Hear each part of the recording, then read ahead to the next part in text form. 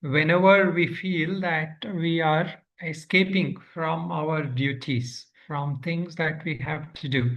So that is when we have to ask this contemplation. So do I find myself in doubt about whether or not to be active in life? Active here, it is like where we have to do our duties, but we are shirking that. That is a, so this is, where we say it is not just the restless activities. This is where we are supposed to be doing our duties, but shirking it. My half-hearted about plunging into worldly activities, the pravritti activities we have to do. Do I feel drawn to seek personal retreats or retire away from life so as to engage deeply in spirituality? So sometimes, the spirituality which we want to engage in can become also an escape. So that is what we have to also be aware, that we are not escaping from our worldly activities in the pretext of spirituality. If so, is such a desire coming from a state of escapism, from having to face life's challenges and responsibilities? And then is the temptation of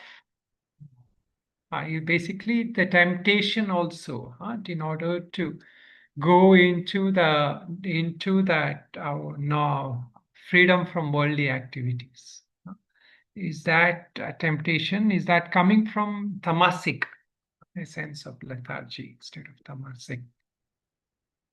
Okay, so this is the related to karma yoga. So here we have to just be careful when sometimes we have to retreat from the world. When opportunity comes, we have to retreat from the world. That is part of our sadhana. Retreating from the world is necessary. However, like just as how here Arjuna, he has to do his duties, when that has come. So this is why, in our spiritual life, we need somebody to guide us. When is the right time to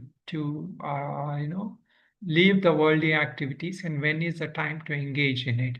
So more importantly, if we are engaging in worldly activities without having a desire, without being compulsively involved in activity, that kind of activity is not helpful. So there we have to use some spiritual sadhana, some take time off for retreat, study, all that is necessary. Okay, so Karma Yoga, third chapter we are looking at Karma Yoga. So basic definition, what is the basic definition we have so far of Karma Yoga? Anybody? What is the main definition? Anybody? To act without expectations. Act without expectations. And then what else? Anybody else? Not being the enjoyer, not being the bhokta, only the karta. Not being the bhokta and not being the karta also, eventually. So that is also part of karma yoga. Bhokta means, what is bhoktrutva? When we say bhoktrutva, we are talking about experiencership, enjoyership. So there is there's a recent talk I gave. So there we were discussing about bhokta, this constant sense of desire to experience things in life.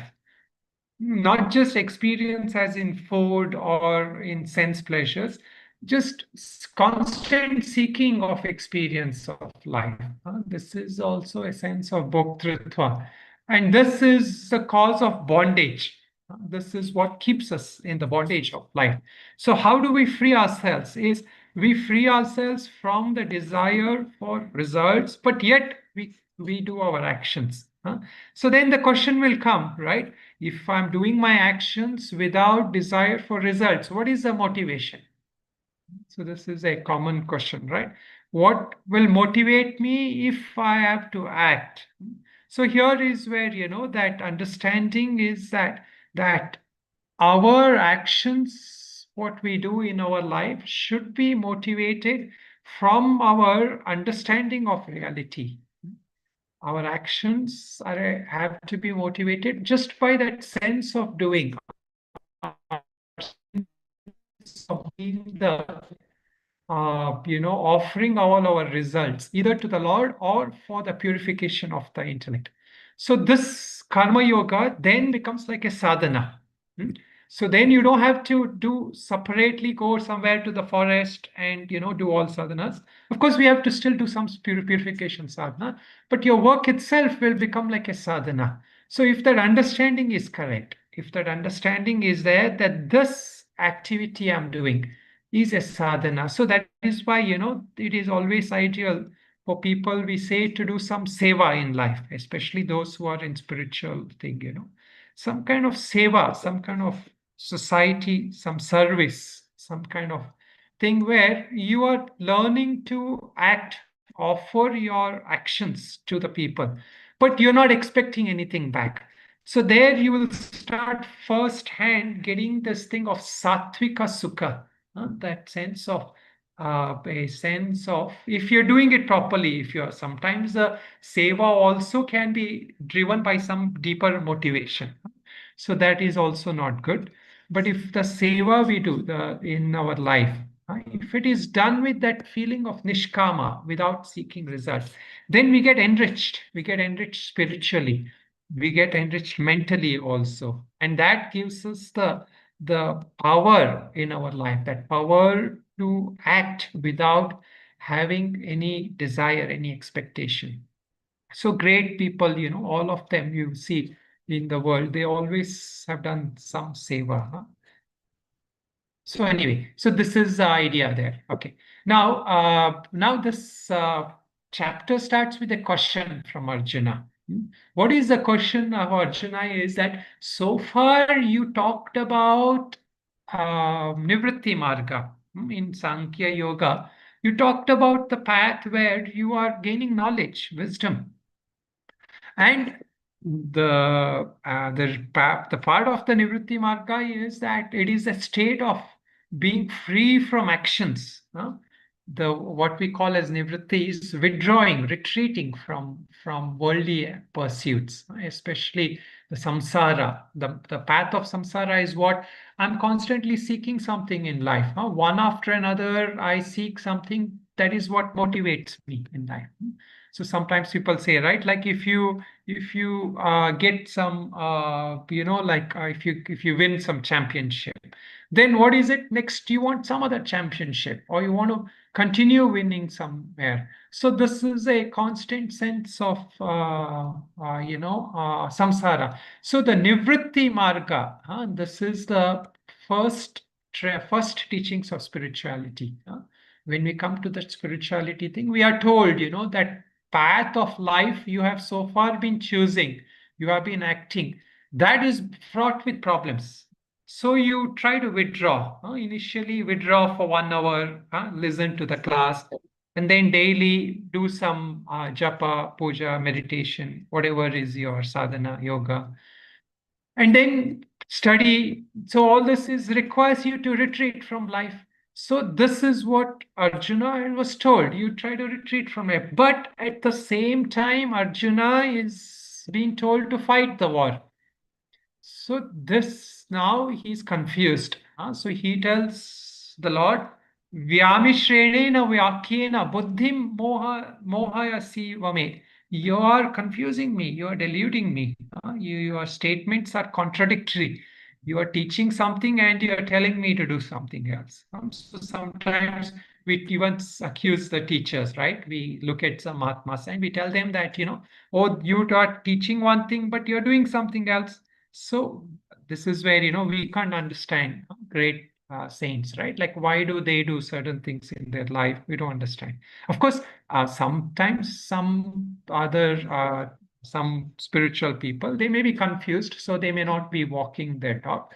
But that the teachings that they are giving us, what they are telling us, that is what we have to try to imbibe in our life. We have to follow in our life.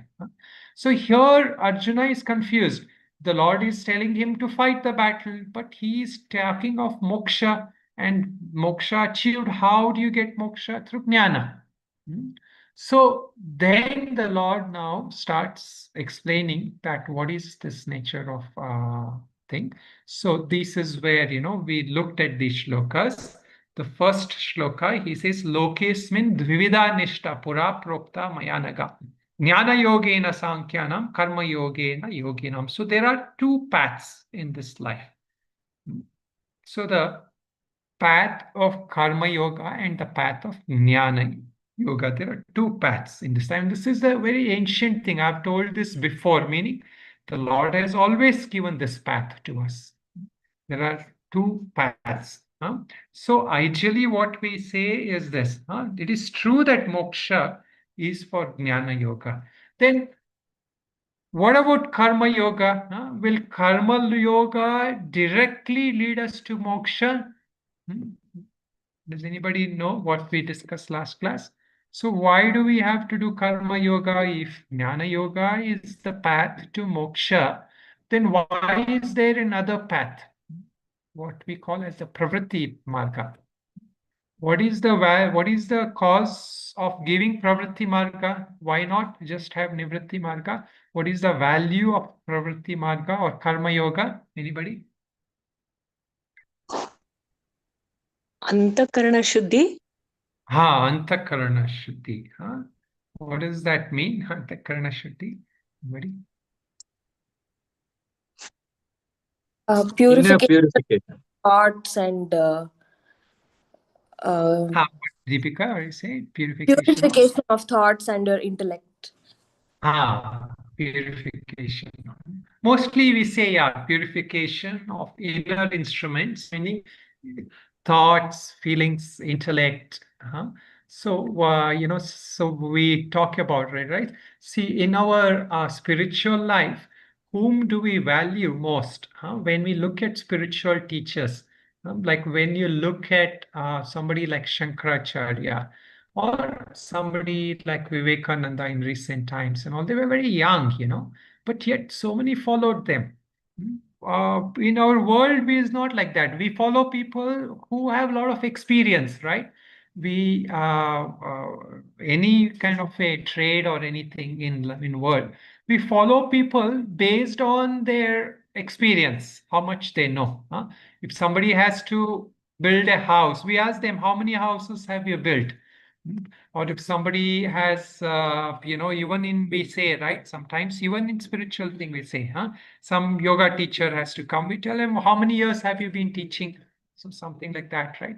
So in our real knowledge, the path of knowledge, in the path of spiritual thing, realization, it is not how many years, because we don't know that person's previous lives. We value the purity of that person's intellect, purity of the mind, purity of the heart, we say. Chitta Shuddhi. So how does one get Chitta Shuddhi? So this is what it is saying, Chitta Shuddhi is gained mostly through sadhana and here karma yoga. So in this one, in our things, Bhagavad Gita, there are 4 yogas. The first one is Jnana Yoga, Karma Yoga. Then what other yogas? Anybody remembers? Bhakti yoga. Then Dhyana yoga. Raja Yoga, we say. Sometimes Dhyana Yoga, Bhakti Yoga, Raja Yoga.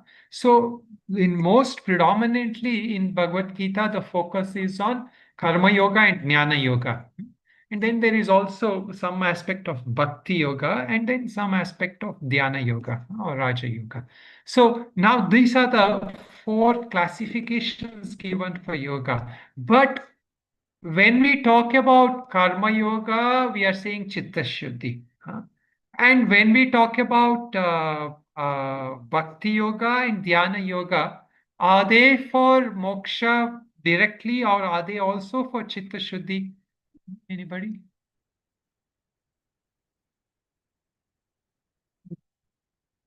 Does Dhyana Yoga should lead us to moksha? Or is it Chitta Shuddhi? Bhakti Yoga, is it meant for realization or is it for Chitta Shuddhi?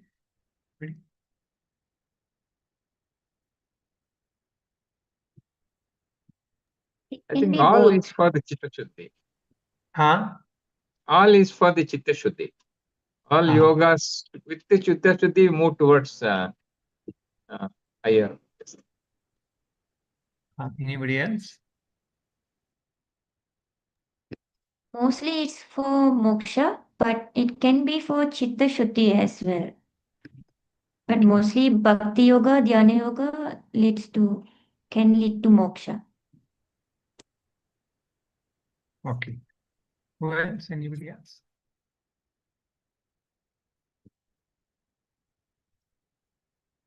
Okay, so this we have to understand properly, So there are different perspectives on this.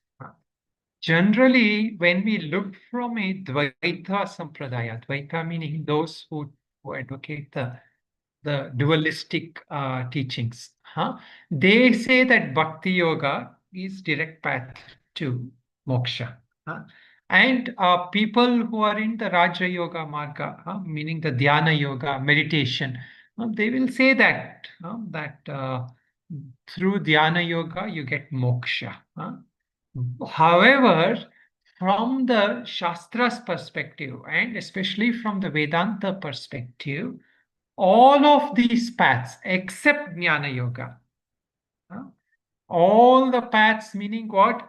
Karma Yoga, Bhakti Yoga, Dhyana Yoga, they are all meant for Chitta Shuddhi. So this is of course, some other Dvaita Sampradaya, they will not agree on this. But from the Vedanta perspective, especially the Dvaita Vedanta perspective, we say this Jnana Yoga alone is the way to realization, moksha. Why is that? So simple logic is that what we are stuck in, why we don't have moksha is because of avidya. So then how do you get moksha? So you get jnana and that will destroy avidya. However, what happens is when we have bhakti yoga, when somebody is adept in bhakti or somebody is very developed in chitta vritti nirodha, as Patanjali says. So then what happens? They are able to have that purity. So then their jnana nishtha is faster. They can immediately become abide in that truth. If unlike somebody who has come without any chitta shuddhi, let us say, for example, we are just studying Bhagavad Gita and that is all our sadhana. We are not doing anything else. Or Shastras we are studying, we don't do any sadhana. Then what happens? That process of chitta shuddhi is slower because it is not purifying. But you are getting the supreme knowledge. You get the supreme knowledge, you're not able to abide in that supreme knowledge. Why you're not able to abide in that supreme knowledge? Because that there is purification is not there. So for the sake of purification, these paths are there. Karma yoga, bhakti yoga, purification. But now there is a possibility that somebody who has not been on these paths, but just on Jnana Yoga, if it is a very high adhikaritva, like there are saints, right? Like Ramana Maharshi and Ramatirtha and all that. They didn't do a lot of these other sadhanas. They came directly to Jnana Yoga, but they had a very pure intellect. They had a lot of vairagya, mumukshutva. So they were able to immediately get that higher stage of realization. But some others we know in our recent times, like Ramakrishna Paramamsa, he was a bhakti. And the moment he got jnana, he received the teaching from his guru, he was immediately got that realization. So much so that his guru was so surprised. How come you got realization so fast? So this is just to put things in perspective. We don't need to, debate on this and all that because some other sampradaya will say something else. But from the Vedanta teachings, the Shastras which we are studying, It is ultimately Jnana Yoga that will give moksha. However, there is a need for almost every sadhaka to undertake other sadhanas, either of Karma Yoga, Bhakti Yoga, and Raja Yoga. And we are going to more here in this chapter and also the next two chapters primarily focus on the Karma Yoga. Okay, so let us now look at the shlokas for today. So you can just, maybe we can chant again from this shloka number 3. So please, you can, those of you can repeat after me. Shri Bhagavan Shri Bhagavan Lokesmin dvividha nishta Lokesmin Lokesmin dvividha Vidanishta nishta pura prokta maya nagha Pura pura Prokta maya nagha jnana yogena sankhyanam Jnana jnana yogena Yoga sankhyanam karma yogena yoginam Karma karma Yoge yogena yoginam yoginam na na karmana maya manarambhan Na karma Karmana Manaram karmanarambhat Naishkarmyam purushoshnute Naishkarmyam naishkarmyam purushoshmute Purushoshmute nacha sanyasanadeva Nacha nacha Sanyasana Deva sanyasanadeva siddhim samadhigacchati siddhim Siddhim adhigacchate Adhigachati nahi kaschit kshanamapi Nahi nahi kaschit kaschit Kshanamapi kshanamapi jatu tishtatya karmakrit Jatu jato Tishtya tishthatya Karma Krit karmakrit karyate vyavashak karma Karyate karyate vyavashat karma karma Prakriti sarva prakriti jair gunaihi sarva Sarva Prakriti prakriti Jai jai gunaihi karmendriyani samyamya Karme कर्मेन्द्रियाणि संयम्य ya aste manasa smaran Ya Aste आस्ते मनसा Manasmaran स्मरन् indriyarthan vimudhatma Indriya इन्द्रियार्थान् Vimudatma विमूढात्मा mityacharasa uchyate Mityacharya Uchyate मिथ्याचारसमुच्यते yasvindriyani manasa Yasvindriyani यस्मिन्द्रियाणि Manasa मनसा Niyamyarabhaterjuna Yam नियमाराधेऽर्जुन Arjuna karmendriya karma yogam Karmendriya कर्मेन्द्रियैः कर्मयोगम् asakta savishishyate. Asakta कर्मसक्तः Vishishyate विशिष्यते Okay, so now he says, the Lord says, from the beginning, I've given two kinds of path. One is the path of knowledge, and that is for Sankhyana. Sankhyanam means literally for people who are purified in the intellect, people who are able to withhold the knowledge. People who have already done a lot of sadhana and then they have come to knowledge. For those people, I've given directly the path of knowledge. And the other is the path of action for the yogis.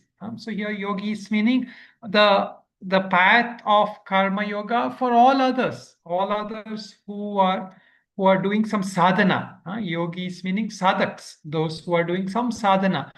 You might be doing Hatha Yoga sadhana, you might be doing Bhakti Yoga sadhana, you might be doing all just service. You may be serving the society or serving your guru or your ashram, whatever. So for all of them, this is the other path. What is the path? So here, of course, he'll focus on Karma Yoga, but all other paths. So now he kind of gives a very important word here. The shloka number 4, and this word is, there's a lot of discussion in our shastras on this, and this word is called Naishkarmyam. Nakarmana manarambam. Naishkarmyam purushoshnute. The word called Naishkarmyam is sometimes translated as the state of actionlessness, or the what we sometimes simply put it as the state of beingness, where there is no action, where the person is not acting out of any kind of motivation. The person is inwardly not motivated to he's not compelled to act, as in samsara, right? If you say to somebody in samsara, like, you need to earn a living, then you have to act. The person feels hungry, he has to act, because he needs to do something to get food. Or that person has some desire, he wants to become some great movie star or great businessman. So there is again the desire. So the person who has realized, self-realized, he is called Naishkarmyam. He is free from that inner state of action. He's in that state of actionlessness. So how do you reach that state of actionlessness? Not by renouncing actions, you don't. So this is almost like contradictory, You want to reach that state of actionlessness, but you cannot renounce action. So this is what the Lord is saying. Nacha sannyasana deva. By renouncing action, you don't. Then by performing action, maybe I should do something. No, you cannot perform action also. So by not performing action and not by renouncing action, one reaches the state of perfection. Siddhim samadhi gacchati. So this sometimes, this is how, the Shastras are taught like that, right? Sometimes it seems like contradictory. What are you saying? So this is what Arjuna was somewhat rebelling against. You say this and then you are saying something else. You are teaching knowledge, but you are asking me to do my duty. So the teachings are always like this because it is talking from it is trying to tell us from a relative level, from what we see. And then it is telling us from a higher level of reality. So we get this contradiction because one teaching is at the relative level and another teaching is at the ultimate level. So this word called Naishkarmyam. So there is a text written by one of Shankaracharya's disciple, Sureshwaracharya, called Naishkarmya Siddhi. So this is based on this word he has taken from here, Gita, Naishkarmyam. So ideally, generally, when we say of Naishkarmya, it is that state of a realized person. As somebody who has realized himself, moksha, he has realized that supreme truth, that yogi, that jnani who has realized that supreme state, is in that state of Naishkarmyam. Naishkarmya, inaction, or the state of actionlessness, freedom from action. How is that really attained? Is, as Shankaracharya says, that is a state when somebody is steadfastly anchored in that knowledge. He calls it steadfastness in the yoga of knowledge. So he says, Jnana yogena nishtam, naishkarmyam. Naishkarmyatma swarupenaiva avasthanamiti yavat. So naishkarmya bhavam. What is that Naishkarmya Bhavam? He says it's karma shunya, meaning it is devoid of action, meaning action as being the actor, being the doer. When somebody is no longer has the sense that he is doing the action, then what happens? That person is not going to be bound by karma. See, what is the bondage of karma? The bondage of karma will come when I say this, I did such a good thing, huh? Like even like we say, right? Like if somebody's like if I'm teaching, huh? And I'm saying like, oh, I am teaching and I am helping so many people. So what is this kind of thought based on? This is based on the sense of karta, the sense that I am doer. So then I get the result for that. So I do good things, then I'll get good results. If I do bad thing, let us say somebody is doing some bad thing to other person, and he has that sense that he's doing it, like somebody is he's a criminal person and he kills somebody. Then what happens? That person, the police are going to chase him, right? Or whenever the law catches him, they'll say you killed somebody. Now, let us say, for example, there is a doctor who is doing a surgery, and that person who is being treated surgically happens to die despite that surgery. Now, will the police come and try to put this doctor in prison? No. Why? Because he is doing his duty. Fundamental difference in karma yoga. When your action is motivated with a certain desire, when you're seeking a result, that kind of action will derive a result for you. So this karma siddhanta is based on that. Who will get results for that action is the one who is bound to the sense of doership or is enjoyership. That person will get the result for that. So Naishkarmyam is that state of a realized person who may be acting, but he doesn't have that sense that I am doing. And he's not expecting that by doing this, I will get this result. He's not expecting that. So that is a state of a realized being. They are acting. So that is what the Lord is telling here. How do you attain the state of Naishkarmyam? So not by doing something, you will not get that. Meaning the state of beingness we call, right? It is not by a sense of attaining something. It is a sense of where we are doing our duties and yet we are not living our actions. It is not like, then I have to abide in this being, so I will not do anything. So you do have to do sadhana, you do have to do the chitta shuddhi, you do have to have that state of beingness, that you have to attain in that sense of sadhana. So from that level of sadhana practices you have to do. So this is, what this shloka the Lord is saying. So here there is, it is mentioned further. What again is the reason that one does not attain freedom from action by abstaining from actions? Why, if you are talking of Naishkarmya as a state of beingness, then you should not act, right? But the Lord is saying, if you don't act, you will not reach. Why? Because by performing actions, has a means of sadhana, by doing the action as a part of your duty. That is the means for the chitta shuddhi, and that ultimately will lead you to freedom of action because you are not bound by the karmic results of that. When you don't have that sense that I'm doing it, the karmic results, whether good or bad, you're not interested. We are generally as sadhakas interested in good results. We choose a path of dharma. Why? Because we want the good result. But a person who is really seeking realization is not even interested in good results, because that good results is also the sake of bondage.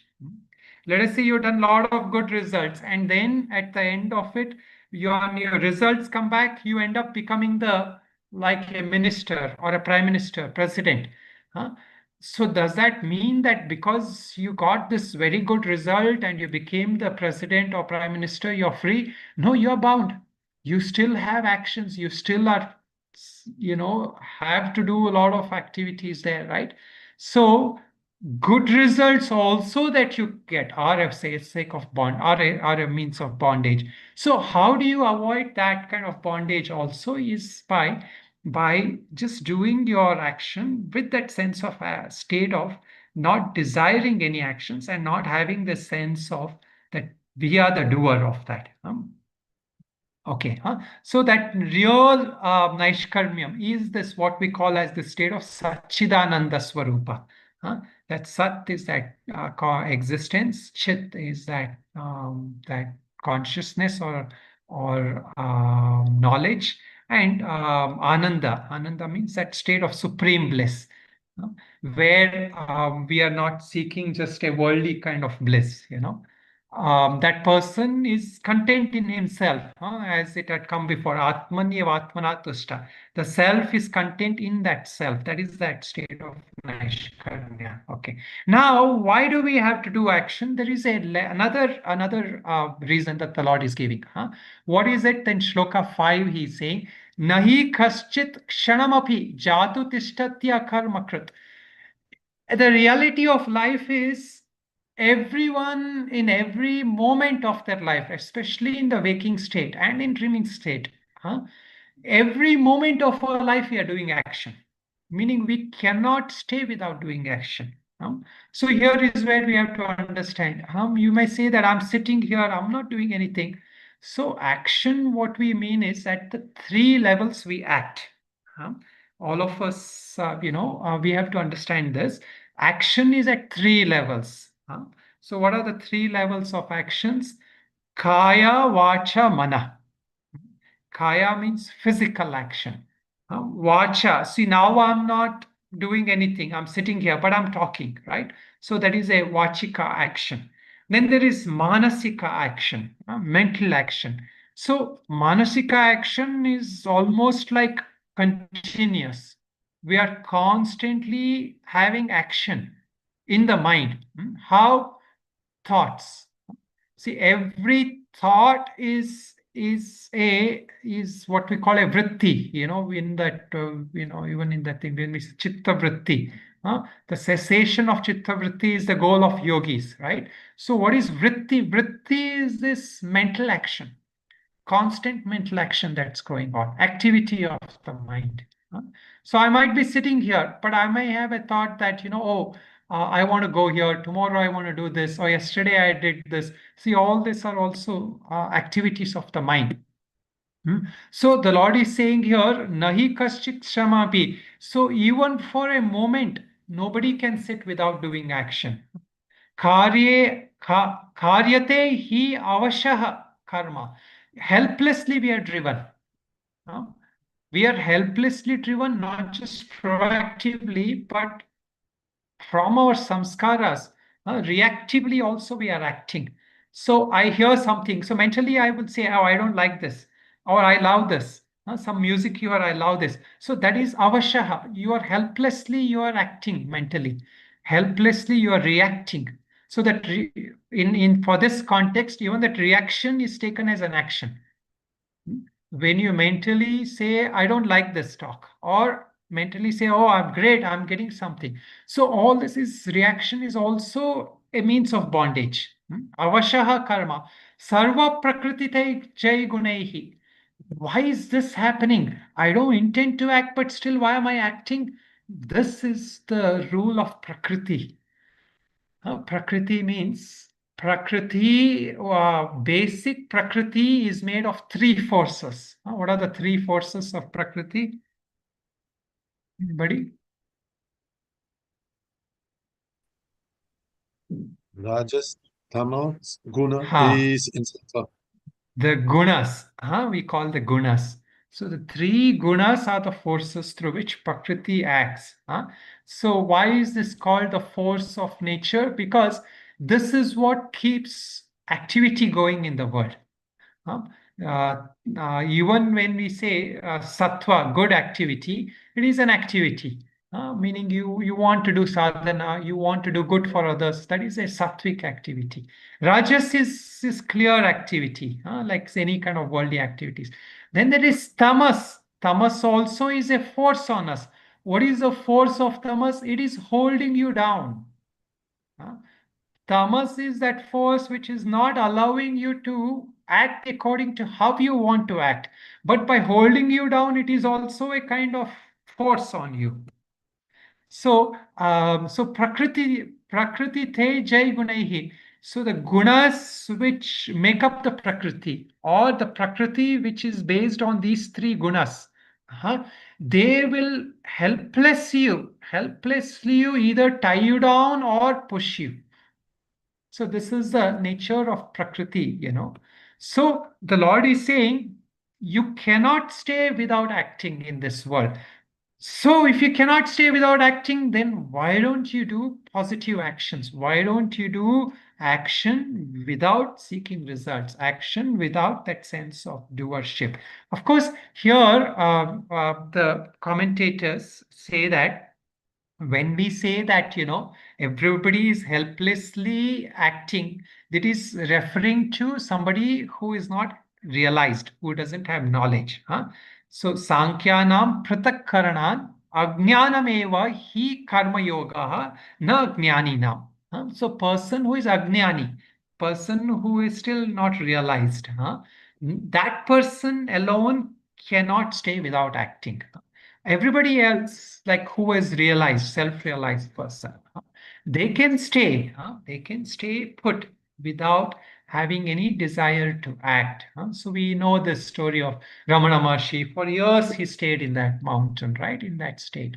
So that realization that enables them to stay there at one place.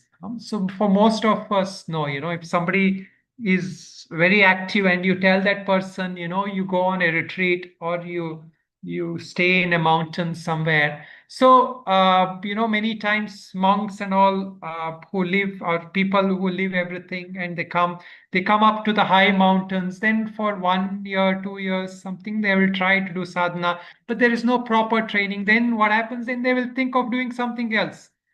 So there they will start a school or they will do something. So why? Because that desire is there, right? It is not that inner state of movement is there. So without proper training, without proper knowledge, nobody is generally advised to stay put. So many of us, in our early years, I might have said this before, early years of our sadhana, we leave the world. We decide we will become monks, and then we will go join some ashram, because we need to properly train. So we join some ashram. So the moment we go to ashram, we will think, okay, we will do sadhana, we will meditate for hours, we will study all the scriptures. But then when you go as a young sadhak to the ashram, they will ask you to do seva. So you do this, you do that. So why is that? Because we are not ready at that stage. So only when you get advanced in your sadhana, then only you can undertake this long periods of retreats without doing any actions. Then we will do this one more shloka. So then he gives an example. What is the example is this? Karmendriyani sanyamya ya aste manasa smaran indriyarthan vimudatma mithyachara sa uchyate. So the person has somewhat restrained his senses. Let us say the person finds a nice cave up in the mountains and he has restrained his senses. He is going to sit in that cave. So he is sitting in that cave, but in his mind, manasa smaran, in his mind, he is thinking of the world. Oh, this happened there, or that might be happening there. So sometimes it is like this, right? We are in our class and somebody might have a thought, oh, today there is a cricket match, or something, some thought might come, or today some movie might be going on. So all this is what manasa smaran. Physically we are here, physically we have restrained our senses, but mentally we have not. So what is it called when we physically restrain its senses? What is it called? And what is it called when we mentally restrain the senses? I have told this many times. Everybody should know. So the first one, what is physical Sama-Dama. restraint? Dhamma. First one, Sama-Dama. which one is Shama, physical restraint of senses or mental restraint? Mental. Very good. Shama means mental restraint of senses. So here when he says somebody is physically restrained the senses, but mentally he's thinking of all the desires and all the things that is happening. What does it mean? He has Shama or he doesn't have, I mean, he doesn't have Shama or he doesn't have Dama? He doesn't have Shama. He doesn't have Shama. Shama means he doesn't have that ability to restrain the mind from not thinking of things which he shouldn't be thinking at that time. Okay, so this person, even if it is a great, we think he might be a great yogi. Like sometimes in the Himalayas, long beard, long hair, or whatever they're sitting, right? And we are thinking, oh, they are great yogis. So that is what the Lord is alluding to in our, especially in many sadhus. That is sometimes, they are accused of that. They have not trained properly. So they are told that. So what is the Lord calling them? He's calling them mithyachara, meaning he is telling them they are hypocrites, meaning they are cheating themselves mostly. Why they're cheating themselves? Because they have not learned properly how to train the mind from not dwelling on that. They have left the work, they have left their job, and they have not trained the mind. It is better that they would have done some seva somewhere. It's better they would have done some of their duties somewhere. So, person who is not ready, he leaves the world and he comes. And that person is not ready for that kind of training. So that is what the Lord is saying. Such a person who is not internally detached, internally he has not reached that state of asakta. He is not, that state which is called as phalabhisandhi varjitaha. The person is not free from the desire of results, free from, he's mentally still in expecting something. Such a person, it's better that person does karma yoga than other, sadhanas. That is what this is what the teachings of, because see, it's in the Bhagavad Gita alone you find these kind of teachings. If you study Upanishads, they will expect that you've already done all the karma yoga, everything, and they're giving you only the highest teachings. But Bhagavad Gita is also a yoga sadhana, meaning Bhagavad Gita is asking you to train in your life. So it is preparing you. It will give you the highest knowledge also, but it will tell you, it will ask you whether you're qualified for that. So one of the main practices here the Lord is saying is the person who has not restrained the senses. So the seventh shloka, which completes this thing of inaction, he says, Yahatu indriyani manasa niyamya arabate Arjuna karmendriyai karma yogam asakta savishishyate. So that person who has restrained the senses through the mind, not just through the physical senses, by the mind, that person has also restrained that. Such a person, what should he do? He should then engage himself, meaning that how is he practicing that restraint of senses? By doing karma yoga. So you are using that karma yoga not for result. You're doing that karma yoga for sadhana, as a means of sadhana. And of course, we say you also get Guru Kripa, you get the Lord's grace, blessings, because see, everything is earned, right? Even the grace of Lord is not accident. We have to earn that grace of Lord, grace of gurus, everything, right? Many times, it is okay. Students, many times they want to study and all that. But ultimately, you see sometimes, students will come for a while, then their interest will go, their thing will go. So especially, when we don't have that contact with teachers and all that, then that Guru Parampara, that grace and all will go. So the person who learns to train the mind, train the senses by doing some kind of seva, or if not, at least some worldly seva, that person should engage in that. So through that practice of karma yoga, the person learns the Sama-Dama. That is the point. This thing of Sama-Dama can be learned by doing karma yoga. Okay, so we will leave it at this. So especially this part, shloka starting from Shloka 3 to 7. So here the Lord is saying is denouncing inaction, meaning Lord is saying you cannot escape action. Although I gave you Jnana Yoga, you still have to fight the war. That is what the Lord is telling.